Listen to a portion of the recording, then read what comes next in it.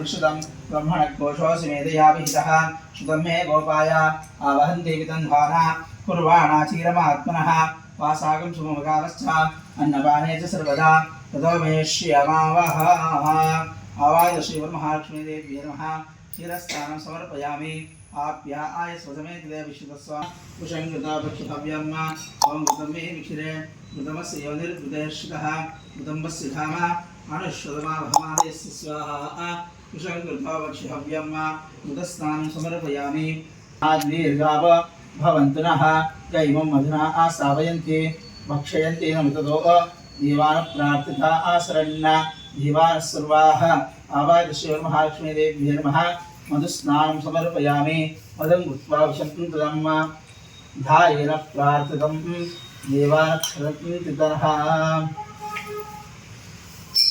आवाय देवताभ्यो नमः मधुस्नानं समर्पयामि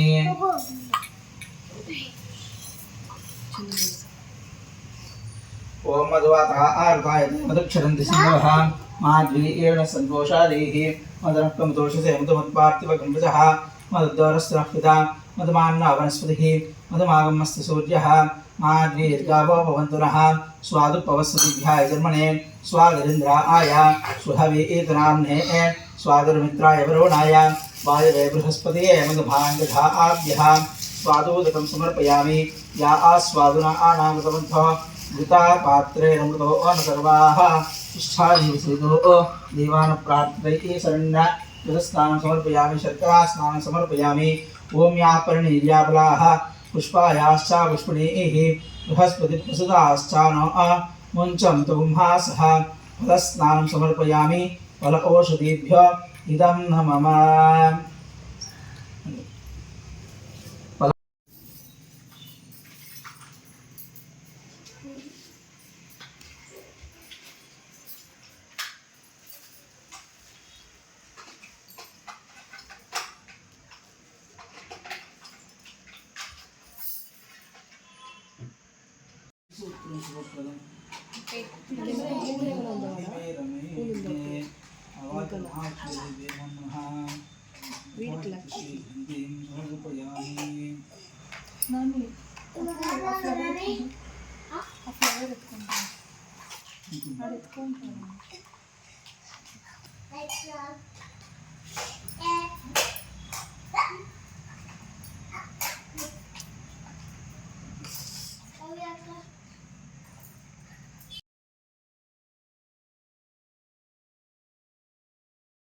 భాగ్యాన్ని ప్రసాదించే వరమహాలక్ష్మీదేవి యొక్క వ్రతం గురించి చెప్తాను, శ్రద్ధగా వినండి.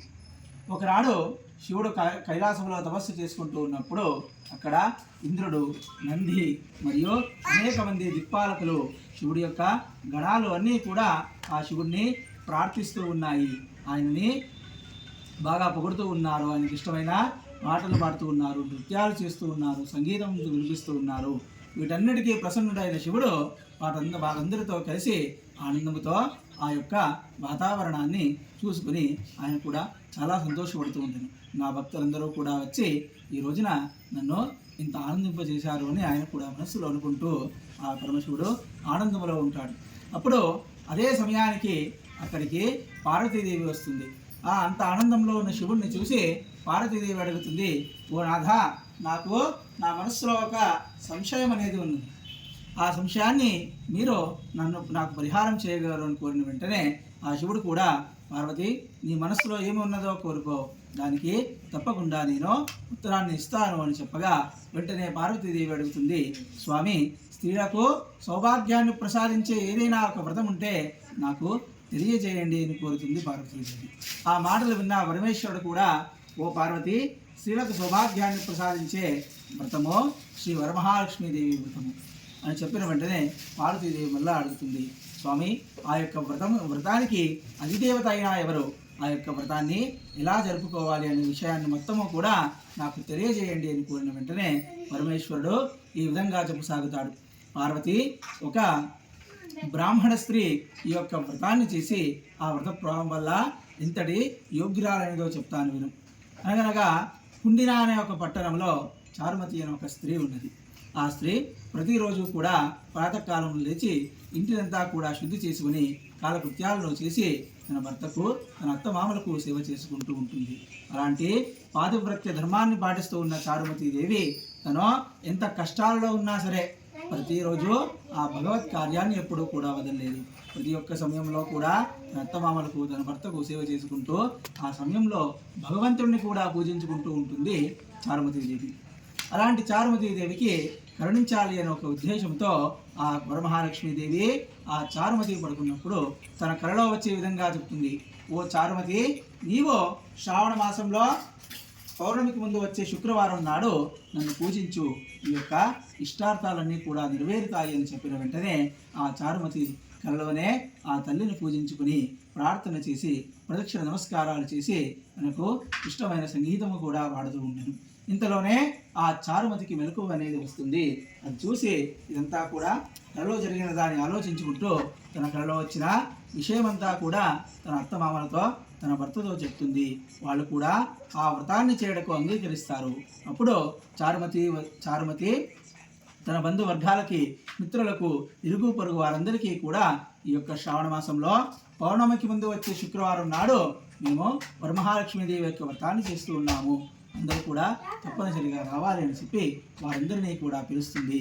వారందరూ కూడా ఈ యొక్క వ్రతాన్ని చేయాలి అనే ఉత్సాహంతో ఉంటారు. అందరూ కూడా వేచి చూస్తూ ఉంటారు. ఎప్పుడో శ్రావణ మాసంలో పౌర్ణమికి ముందు వచ్చే శుక్రవారం వస్తుంది, ఆ రోజున మనము ఆ దేవి యొక్క వ్రతాన్ని చేయాలి అని అందరూ కూడా ఉత్సాహంతో అక్కడ వేచి చూస్తూ ఉంటారు. శ్రావణ మాసం వస్తుంది, పౌర్ణమికి ముందు శుక్రవారం కూడా రానే వస్తుంది. అందరూ కూడా ఆ రోజు తెల్లవారుజామునే లేచి తలస్నానాదులు చేసి శుద్ధి అయిన తర్వాత మరి కొత్త వస్త్రాలు అన్నీ కూడా కట్టుకొని అందరూ కూడా చారుమతి ఇంటికి వస్తారు. అప్పుడు ఆ చారుమతి తన ఇంట్లో ఒక పూజా స్థలంలో శుద్ధి చేసి గోమయంతో ఒలికి అక్కడ ముగ్గులు కూడా పెట్టి కొత్త వస్త్రాన్ని పరిచి వస్త్రం మీద బియ్యాన్ని పోసి కలశాన్ని ఏర్పాటు చేసి ఉంటుంది. తర్వాత పసుపుతో గణపతిని మరియు పసుపుతో మహాలక్ష్మీదేవిని కూడా చేసి ఉంటుంది. అందరూ కూడా పూజకు కూర్చొని ఆ తల్లిని ప్రార్థించి సాగుతారు. మంత్రాలతో మరియు తమకు వచ్చిన పదాలతో అన్నిటినీ కూడా ఆ దేవిని ప్రార్థన చేసి ఆవాహన చేసి ప్రాణ ప్రతిష్టాపన చేసిన తర్వాత షోడశోపచార పూజలు కూడా చేసి ఆ తల్లిని వారందరూ కూడా ప్రార్థన చేయడానికి లేచి నిలబడి ప్రదక్షిణ చేయసాగుతారు. అందరూ కూడా ప్రదక్షిణం చేస్తూ ఉండగా మొదటి ప్రదక్షిణం అవ్వగానే అందరి కాళ్ళకి కూడా గల్లుమని శబ్దాలు వచ్చే నవరత్నంతో పొదిగి ఉన్న గజ్జలు అనేది వస్తాయి. తర్వాత రెండవ ప్రదక్షిణలో వాళ్ళ ఒంటి మీదంతా కూడా బంగారు ఆభరణాలు వస్తాయి. మూడవ ప్రదక్షిణలో వారి పూరి గుడిసెలన్నీ కూడా భవనాలు అయిపోతాయి.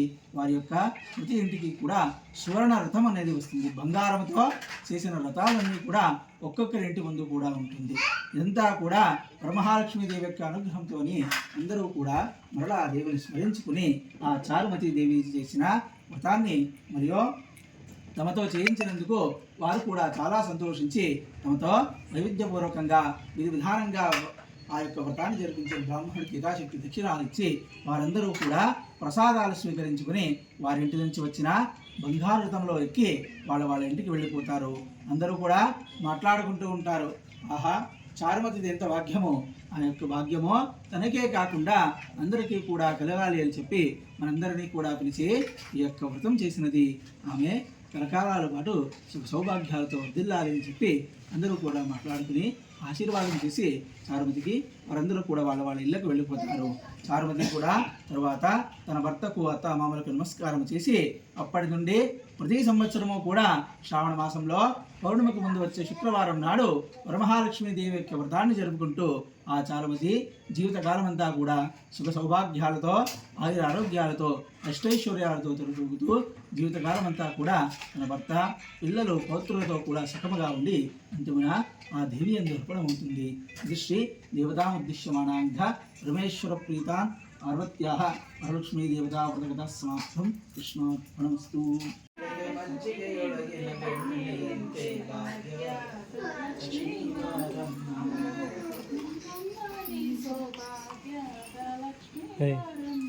మేము బాగుని పాడతాను పాడాను.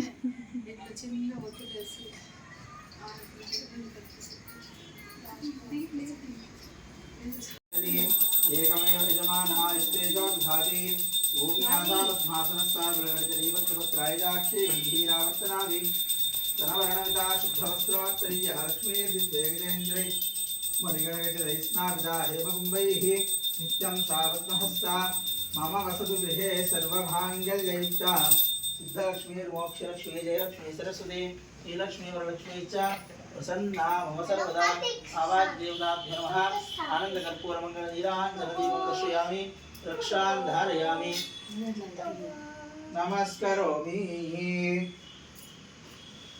ओम राजाधिराजाय प्रसन्नाय नमः। वै वै एष विनायक चल चल निस्सन रहो। यो वा पुष्पं वेद पुष्पवान् प्रजावान् पशुमान् भवति य एवं भेद यो वा आयतनं वेद आयतनवान् भवति।